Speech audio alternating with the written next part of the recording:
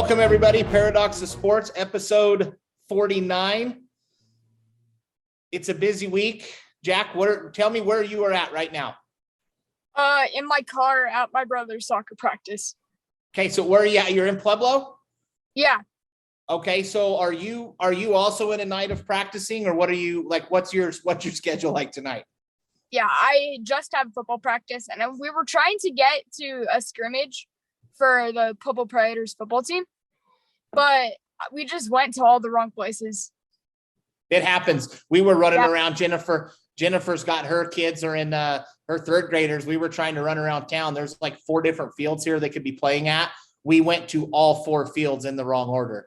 And of course, we got to the final one there at the end. So this is why a little bit of time has been spread out in between episodes right now, is the world is a little bit more back to normal. And Jack is running around being busy doing all kinds of things. So I have a few questions for you about some stuff that happened with the channel in the last month, but I want to get that after our interview. So without further ado, let's go ahead and do our interview. When we get back from that, I have some questions for you. So do you want to let everyone know who we have tonight?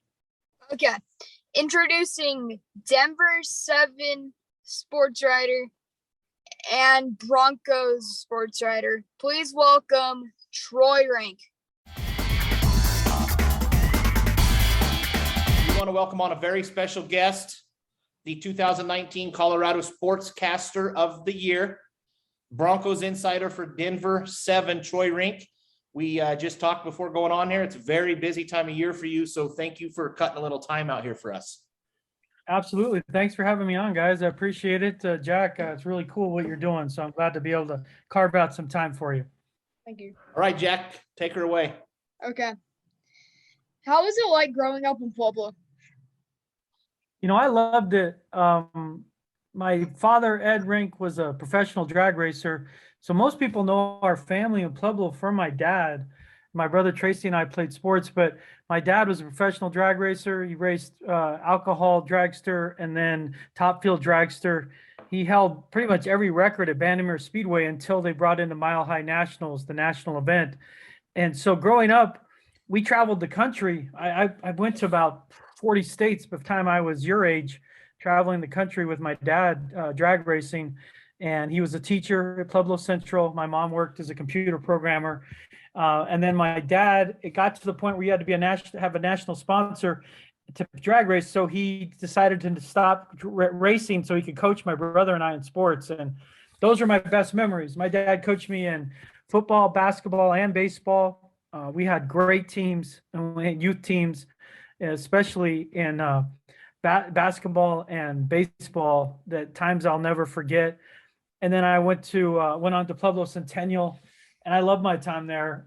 My best time there were frankly with my friends and working for the student newspaper and learning that I really wanted to be a journalist. I mean, I played sports, basketball and baseball. I played golf 1 year.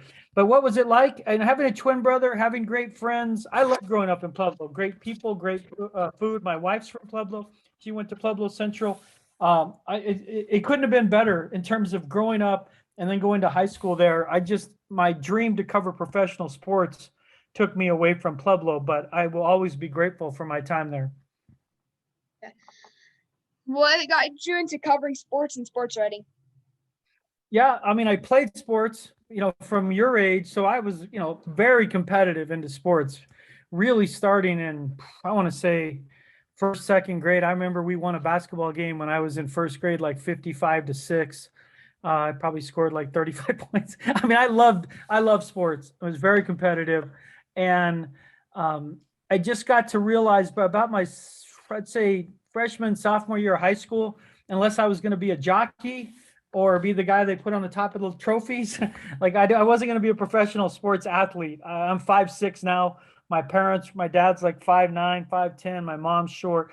I didn't see playing professional sports as an avenue. So what got me into writing about sports? My parents got me a subscription to Sports Illustrated when I was like, I want to say 8 or 9 years old. By second grade, I was a voracious reader. I just loved to read. And so I decided again by 7th, 8th, 9th grade that I had a much clearer path to cover professional sports. and make a living doing it by writing about it than playing it. And I love sports. Everyone that's in my business loves sports, but I loved writing as much as I love sports, and I found it as a way to marry the two. I'm going to stop right there because Jack, well, I disagree with one thing there. When you started, everybody loves sports. Now there's a fine line between guys that love sports, and then some of the people in your game love themselves. And that's your content and what, you know, I'm right. And there's guys that you can tell have a passion for what they do in covering the sport and doing it the right way. And you definitely do that. And you see that in the way you present yourself and the content you do is it's you covering a story, not you being at a sporting event. And that sticks out. Yeah. Well, the thing about journalism is, and if you want to do it well, you have to, for me, love the craft more than the sport. Because if you're just a fan of the sport, then you can start to make it about you. And it's not about you, it's about your audience. And unfortunately with social media, and I appreciate social media, and I think I use it to my advantage, but there is a me culture of look at me, look what I'm doing, and the selfies and me. The audience wants to know the story. I'm not the story. I'm there to be the eyes and the ears, tell you what you don't know, take you where you can't go. I'm the one with the press credential. So I want to tell you what's going on and give you more insight than what you're seeing on TV.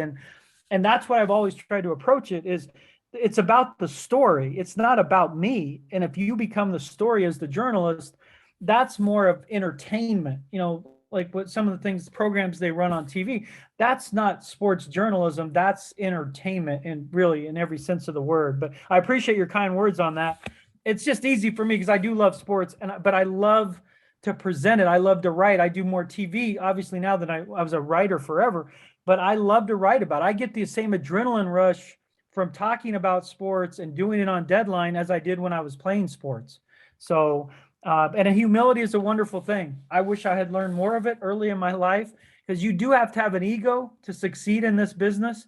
Because especially when you put your byline on something and your name's under everything you do, you have to have a healthy ego, but there's a fine line between a healthy ego and humility and modesty. And the humility and the modesty allow me to always understand I'm doing this for the audience. I'm not doing it for myself. I'm doing it for those who consume it. And you try to always keep that in mind. Your journalism career really kicked off with the Longmont Times Call, where you were a sports reporter and covered the Colorado Rockies and the Denver Broncos. How was that experience? It was fantastic. We still live in Longmont. That's where I'm doing this podcast from right now with you, Jack. I worked in after I graduated from University of Colorado in Boulder, I went to Lake Havasu City and worked for a year. I worked in Yuma, Arizona for 2 years, and then I got the job in Longmont. And I purposely pursued that job so I'd have a chance to cover professional sports. And I did a lot of high school still in Longmont those first few years, but I was the beat writer for the Rockies. I covered every home game and went to spring training. And I also covered the Broncos. And that's where I wanted to be a football writer back then. And then the initial job that opened up at the Denver Post was for me to cover the Rockies. And I love baseball. I love baseball more than football because my background's in baseball more. But there's nothing like a football Sunday. There's just nothing like it, Jack. So how did it help me? I learned to cover professional sports, and you're working around true pros of the industry. So it would be like, Jack, if you're on a team and all of a sudden you're on a team of 12 guys and the rest, they're all stars, you have to either get better or you have to go to another team. And so Longmont, being around the best journalists in Denver consistently, you see what it takes to be really good. And so it was a great experience and helped jumpstart my career. After your time at the newspaper in Longmont, you spent a year with MLB.com as the Rockies beat reporter. How was working for the MLB.com different than traditional newspaper? Yeah, it was different. That was the first year of MLB.com, and it wasn't ideal in terms of. It wasn't ideal because you're working for a corporation. You don't feel as independent. But I lucked out in covering the Rockies. Their assistant general manager at the time, Josh Burns, who's now with the Dodgers, but he was fine with me covering it like regular journalism. So when there was trade deadline stuff and rumors, we could write about it. And the other teams at that time, they're like, well, if it doesn't happen and if there hasn't been a press release issued, you can't write about it. And it has to be team friendly content. Well, some content obviously is team friendly, but there's other things. When you're losing 7 games in a row, you can't write a story that's predominantly positive, or you lose your audience. You lose all credibility. So it was a unique experience, but I would be lying, Jack, if I told you I wasn't looking to leave to get back to the newspaper world, because that's what my background was. And that's where, fortunately, I was able to land the job at the Denver Post covering the Rockies. After your stint with MLB.com, you started your 14-year career with the Denver Post. Talk about your time there. Yeah, it was fantastic. I traveled the country covering the Rockies for, like you said, 14 years. I switched over to the Broncos at the end of that time. But to be able to cover baseball on a regular basis as a beat writer, it's a grind. It's hard. It's difficult. You're traveling. I was on the road 180 days out of the year, so more than half the year on the road, while we're raising a young family with my wife and 2 boys. I mean, if it weren't for my wife, it would have been impossible the way she helped raise our 2 boys. But I love baseball. I could talk baseball all day, every day, and to live it and be part of it, be at spring training.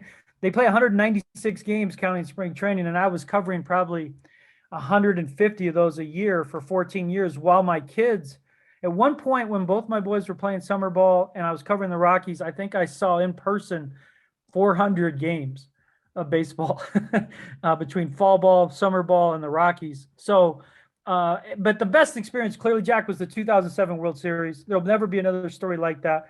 There's only one first time going to World Series. Now, there'll be a first time winning it, but we wrote a book about it, the magical season, to see them win 21 of 22 games. It may never happen again in the history of baseball where a team gets that hot at the end of a season. So that is, to this day, that's still the favorite thing I've ever covered in sports.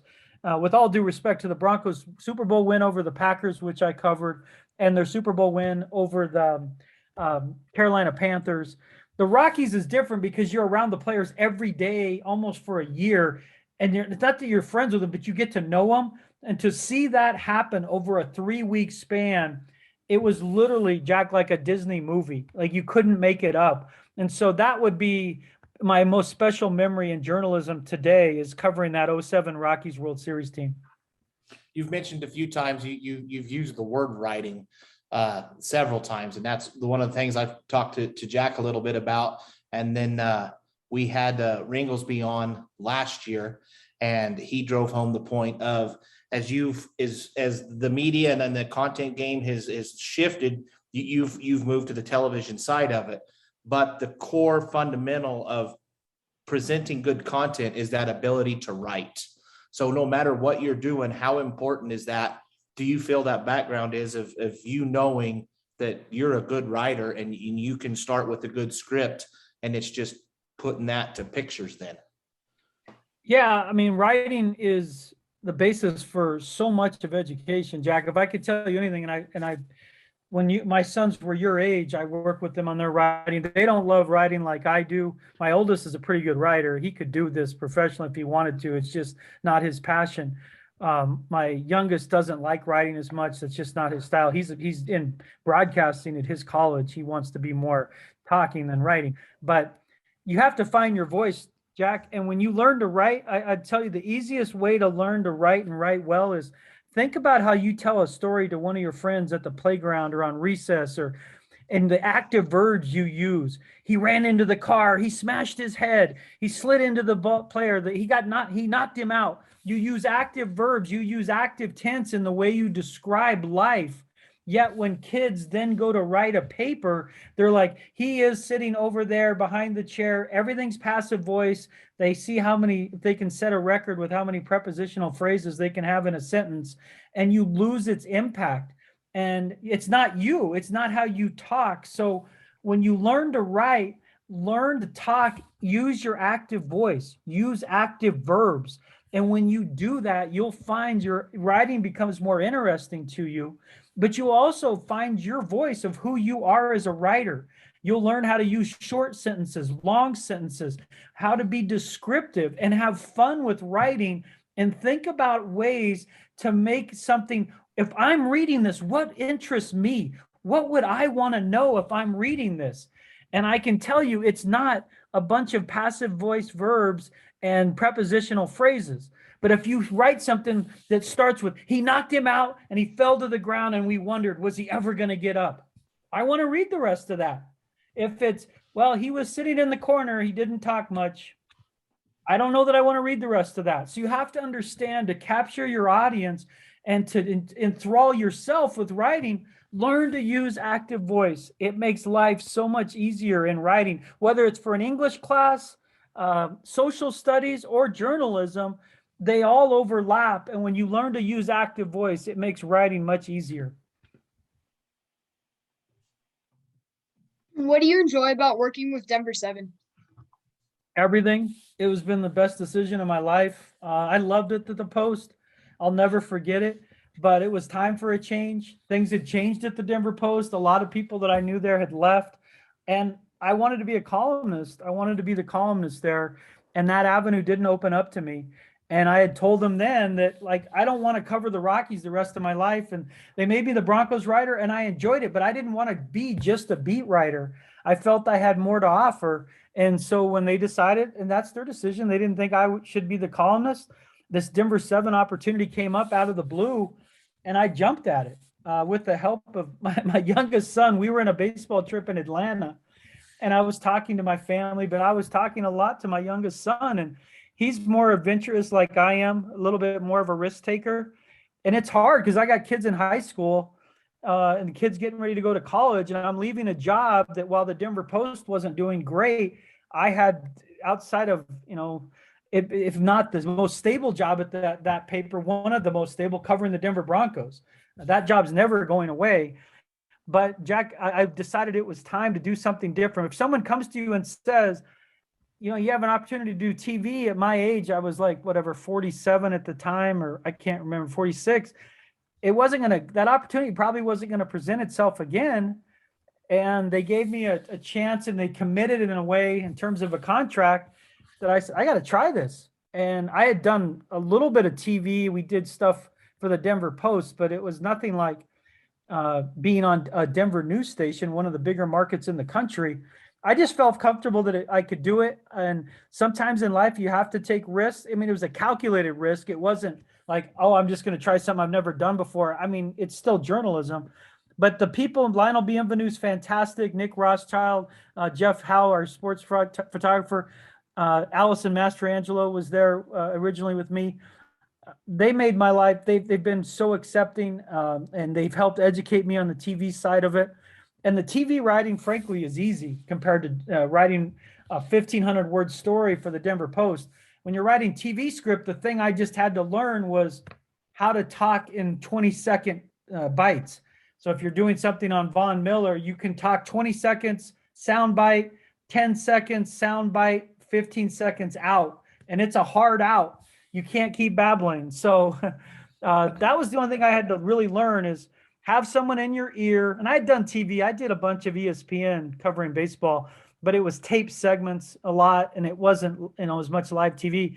But it's have someone in your ear talking to you, and feel and act natural. And it just doesn't feel natural because you're looking into a camera, someone's in your ear talking to you, and you have stuff going around you, but you're supposed to act conversational.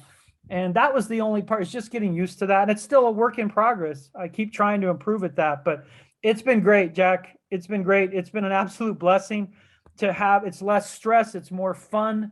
It's allowed me more time with my family. Now it's just, we're empty nesters. It just created a better schedule and a better lifestyle for me. Now let's talk about the Broncos. What are you expecting from this upcoming season for them? Well, they've got a chance finally to have a winning record for their first time since 2016. They have a realistic chance to go to the playoffs for the first time since Super Bowl 50. My expectations are they're going to have a winning record. I predicted them to go 9-8. It's a 17-game season now, and they're off to a good start at 2-0. If you look at their home schedule, Jack, it's a bunch of cupcakes this year. The problem is most of their opponents view the Broncos as a pastry as well because they've been terrible for the last 4 years. But my expectation is they're going to be in it all year, and it's going to come down to 9-8, 10-7, and they're going to have a real chance over those last few games to reach the playoffs. And that would be really cool for Broncos fans because it's been a tough go these last 4 years. The Broncos haven't 4 straight losing seasons since 1963 to 1972. That's before I was born in 63. So this is unusual, but my expectations are they're going to be in contention for a playoff berth. And frankly, watching Teddy Bridgewater and the way he's played these first 2 weeks, I would probably hedge my bet and say it's more likely they go 10-7 and reach the playoffs based on how they've played so far. What are some players to watch? I mean, clearly Teddy Bridgewater, because he's their quarterback. He was their 5th different starter on opening day in 5 straight years. They've had 11 quarterbacks since Peyton Manning retired. But Teddy Bridgewater and Von Miller. Von Miller's their best defensive player along with Justin Simmons. Kareem Jackson gets overlooked at times. He was the best player on the field against the Jaguars for me. He and Cortland Sutton. It stinks that Jerry Jeudy got hurt because he was having such a great offseason, and I thought he had a chance to be a Pro Bowler in year 2. But when you're talking about guys you just watch, I mean, Garrett Bowles was all pro, but you don't really watch a game for the left tackle. But it would be Teddy Bridgewater, Javonte Williams, and Melvin Gordon, their running backs. Cortland Sutton has a chance to, really have a big year, especially after this week. And if you ever just want to have fun, watch Von Miller. I mean, you can't block Von on Twitter. That's how good he is. He is unbelievable. Nobody's built for their position more than Von, from his height to his size, his strength, the length of his arms. Like if you had a script of how to craft what a pass rusher would look like, it would be Von Miller. So Von Miller, I'm really happy for him that he's healthy and having a big year so far. What do you expect from the returns of Cortland Sutton and Von Miller? I mean, they're both going to be good. Von's got a chance to be all pro good. He's got 3 sacks in 2 games. When Von's healthy, he's one of the top players in the NFL, not just on the Broncos. He's a Hall of Famer for me. He will be in the Hall of Fame. He's going to end up in the top 10 in sacks. He's that good. Cortland, at times with the knee, it's worried me. And then when he gets to the game, it doesn't seem to be an issue. So my expectation for Cortland Sutton would be, especially with Jerry Jeudy now missing, at least another month, I'd say Sutton's going to have 1,100 yards, probably 7 or 8 touchdowns. And Von Miller, to me, I'd be surprised if he has anything fewer than 12 sacks based on what he's doing right now. What do you do in your free time? I listen to a lot of music. We just got another bulldog, Bentley the Bulldog. So we have a pup, so I walk him a lot and wrestle with him. He's our third English bulldog from Pueblo Centennial. That's where I really fell in love with bulldogs. So this is our 3rd bulldog. I throw batting practice to my youngest son still when he's home. He's in college now, but when he's home for the summer, we spend a lot of time working on baseball stuff. But I'd say I watch sports documentaries or regular documentaries, listen to music, hang out with our new bulldog. And then I still love throwing batting practice. It's one of the coolest things to have music and throw batting practice to my son.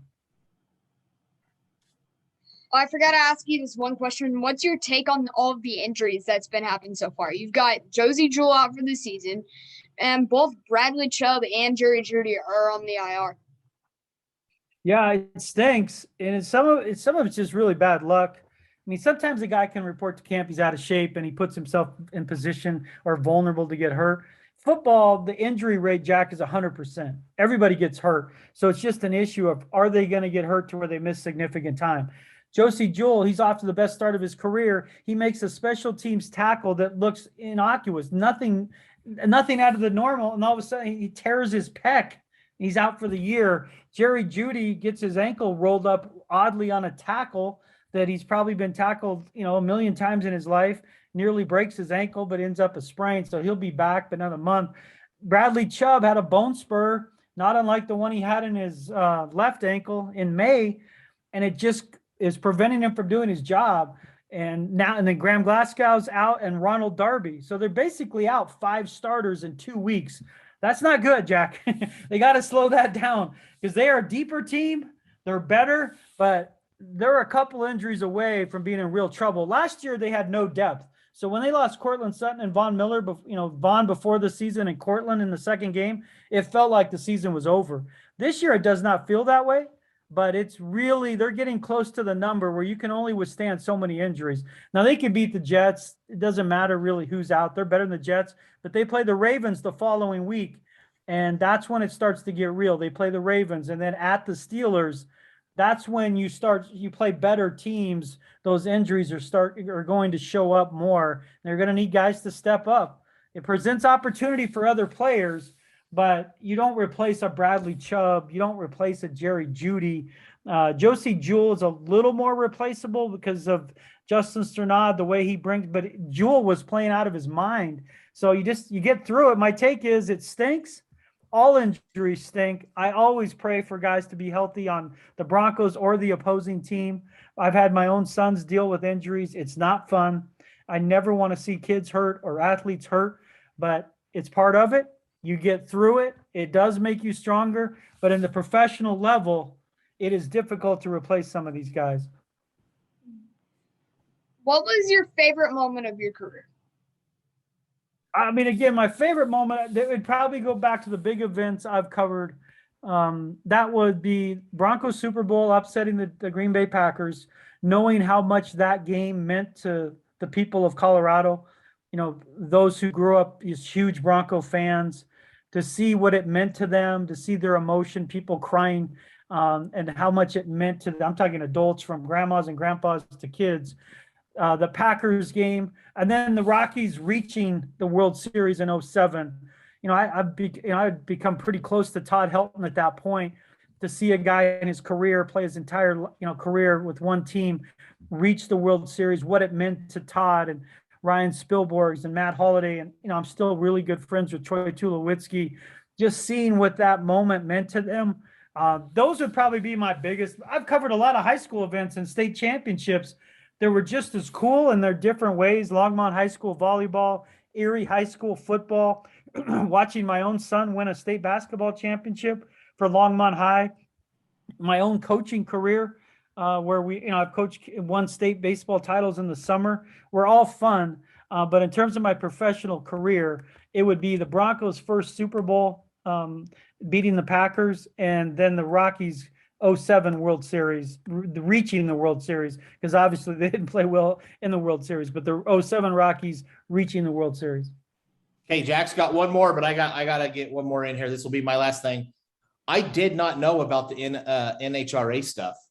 My wife and I are huge drag racing fans. So do you still follow it? Do you keep up with it? And if not, do you miss it? Or where's the drag racing on how much you have time to follow it? And do you at least get down to Bandamere in July, or how does that work? Yeah, Bandamere, unfortunately, is usually right around when you start a training camp. So I can't go. Yeah. I follow it on the peripheral. My brother, Tracy, I think he covered professional motorsports for a while in both NASCAR and NHRA. He does more rodeo now. But I followed it because there were a lot of people that my dad raced that stayed in it forever, that were just, so you'd keep an eye on it. Now I just don't follow it as closely. I still drive by Bandamere once in a while and love those memories. What I miss about it, honestly, was my dad would be in his lane for Top Fuel Dragster, and when they would go to leave the line. So his best run was it was like, say, 5.8 seconds and 255 miles per hour in a quarter mile. But when they would take off, they launch and the wheels go down, and literally the car launches. You would know this watching NHRA, a launch out. So to see that launch and the smell of nitromethane, because we would be right there behind him, and then we'd go down, and you just watch the tires get skinnier and skinnier and skinnier, and hoping that you see the light go on that he would win. And then we'd get in the truck and race down to go get him. I do miss that. The nitromethane and the start of the sound of the car, and it was cool. And my dad still races. He just got back from Bonneville a little bit ago. He holds the world record in a class in Bonneville of over 260 miles per hour. He's still racing in his own way. He just does Bonneville now. He goes out there and he set records a couple years ago. He still holds the record in his class for Bonneville. I think I still have his picture of his car right here. That's his Bonneville car right there that set the world record a couple summers ago. But he's still into racing. That's wild. That's Yeah. awesome. Yeah, he's almost 80 and he's still racing in his own way. But yeah, I don't follow NHRA like I used to because I just don't have as much time. But I do miss it, and it allowed me to, again. We went to about 40 states before I was 12 years old with my dad racing across the country. I am going to get Jack to races. The last couple of years, everything's been kind of weird, but I told him I want the NASCAR is a little harder to get him to like Kansas or something. But I told him you got for like different sports experiences, like the pop of I was at an Avs playoff game with Nashville. I took my daughters, they play high school hockey up here in Wyoming, to see the pop of that first playoff goal and just blow the lid. Like there's certain things in sports that you have to see. One of those top field dragsters leaving the line the first time, you can't explain to somebody what it is. Yeah, no, that's a great idea because there's nothing like it. It's literally like watching a rocket launch like 20 feet from you, and the smell of nitromethane and the sound and fury of it. There's no power like it. That's really cool. Yeah, Jack, you got to get out there and see it before you have a chance when you're a kid. You'll appreciate it. Okay, got one more for him, Jack. What are you going to get us out of here on? All right. It was recently announced that you were inducted into the Centennial Bulldogs Hall of Fame. What went through your mind when you heard the news? Now, they had to have it wrong, right? They must have run out of people to put in, Jack. I was honored. I was reached a person reached out to me several months ago and asked if they could nominate me, and there was a assistant principal of my school. It was his son. We didn't have a relationship. He just knew me from my media experience. Obviously in school I did fine. I was the editor of the newspaper, and I competed in sports. I wasn't a great athlete in high school. I was, I lettered, but I wasn't a great athlete in high school. But I was proud of my academics and my work I did at the school newspaper, certainly. But it is cool. I'm not going to lie. I've covered the Hall of Fame. I've covered Goose Gossage going into the Hall of Fame. I've had a chance to cover Peyton Manning going into a Hall of Fame. Steve Atwater's become a good friend who's in the Hall of Fame. It does mean something that people see you in that way, that they feel like you've distinguished yourself in that way. I never would have set out to that. Jack, I'll be honest, I didn't know my high school had a Hall of Fame. I think they brought it back fairly recently in the last decade, because there's been people much more accomplished than myself that are in that Hall of Fame. But it is cool. I was proud to go to Pueblo Centennial. It set my journalism career in motion. If not for my journalism teacher, Miss Hutchinson there, and the opportunities I had there, I wouldn't be doing this. I'm 100% certain of that. So they're going to have a ceremony where we get to go to assembly. And I loved going to assemblies in high school. We performed at a lot of them. We did skits for them. So it'll be cool. It'll be cool. And I'm proud of it. But I'm more proud of it that, I'm not saying it validates it, but this career, when you choose to go in journalism, some people view it differently, but when you go into sports journalism and you create an impact and you connect with so many people, so many fans and readers and listeners, I do think that's pretty cool that somebody thought it was worthy that I was eligible for the Hall of Fame. So, and it's a Bulldog, Jack, which I love Bulldogs. So any association with a Bulldog, I'm cool with. All right, Troy, I knew this was going to be cool, but I didn't know that it was going to be this cool. I appreciate you taking the time and sitting down with us. Like I said, I know it's the kind of the professional football insider game is you need to be on your toes all the time. So we appreciate you taking a little time out tonight to chat with us. Absolutely, Jack. It's really cool what you're doing. I'd like to think if I was your age right now, I would want to do something just like this, because your love of sports can take you in a million different directions, whether playing it, coaching it, writing about it, talking about it. But just keep that passion, man. I'm telling you, the passion's first, and then learn to love the craft, and you'll be shocked at how far it'll take you, because you're way ahead of the game for most kids. I would say you're in the 99, the 1 percentile of kids in terms of the way you're pursuing your dream, and keep pursuing it and keep me posted. Anything I can do to help. We'll do it. Awesome, man. Thank you, Troy. You got it, guys. Take care. So we taped that on Tuesday night, and within minutes of us wrapping up, he was sending out tweets on injury stuff. So basically, while he's doing this interview with Jack and I, he is getting his insider stuff sent to him. So first of all, in the grand scheme of kind of what he talked about, Jack, on all the different places sports writing and the sports media could go, where do you rank like being a sports insider? Where is that on your list of what, like, do you think that would be a fun job? Between top 5 and top 10.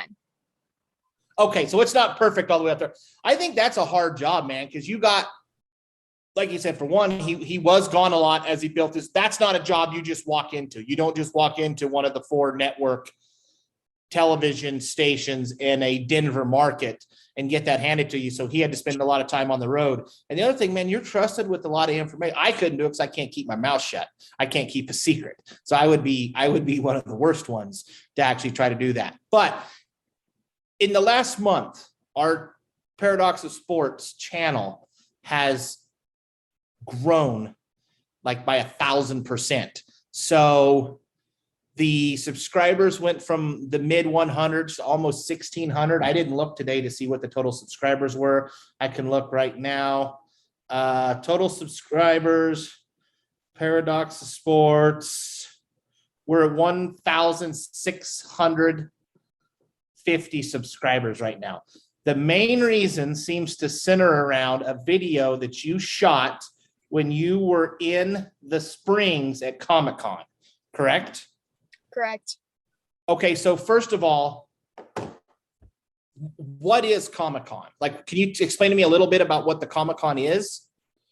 It's basically, this is my interpretation of it. It's not a correct, I don't think it's that correct of an interpretation.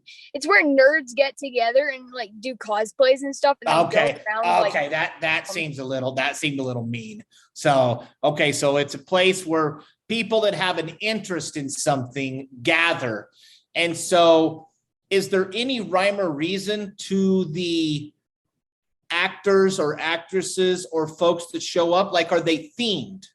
And did this one have a theme? No, I don't think so.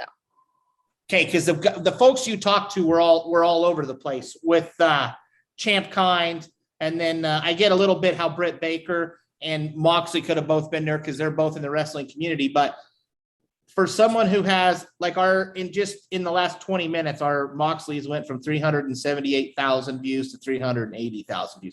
I think it's wild that this thing continues to just grow. So I had never heard of John Moxley in my life. So who is he, and what do you think made this video explode the way it did? Well, John Moxley is just, I don't know if I want to say this or not because it may get us screwed over, but it's Dean Ambrose in AEW form. Okay, so is he still in wrestling? What is the, because I've seen like the comments were people telling him to come back to WWE or to go here or go there. So what role does he still play in the wrestling world today? He's just a prime wrestler in All Elite Wrestling. Okay, so he's on the AEW roster right now. Yes. Got you. So is AEW right now kind of on an upward trajectory, you think? Yes. Sooner or later, in my opinion, it's gonna take over WWE. Sooner or later. Okay, so you think AEW will catch them at some point? Yes. Okay. Well, that makes sense because, like I said, I had no idea, and it's been wild. I'm sure you've tracked it too. It's wild the amount of attention that's got and kind of the avenue that has went. So yeah. We'll get into this a little more on the next one. we'll break down. I know you're sitting in your car, not really access to all your stuff. Real quick through the first two is how's your fantasy team doing? We're 2-0, so we're good. So you're good. Who's your quarterbacks? Kyler Murray's my starter and Joe Burrow's my bench. Okay, so I'm going to read you mine. I want you to know if you can find the common denominator here. We're in a league with my nephew, Colt, and I want you to see if you recognize anything about my team, okay? My quarterback is Josh Allen. My running back is Zach Moss. Bryde is my other running back. Diggs is my wide receiver. Sanders is my wide receiver. Beasley is my other wide receiver. Do you notice anything about all those guys? Yeah, they're all in the Bills. Okay, so I went heavy Bills. I don't even know what my record is right now. Well, surprise, I'm 0-2.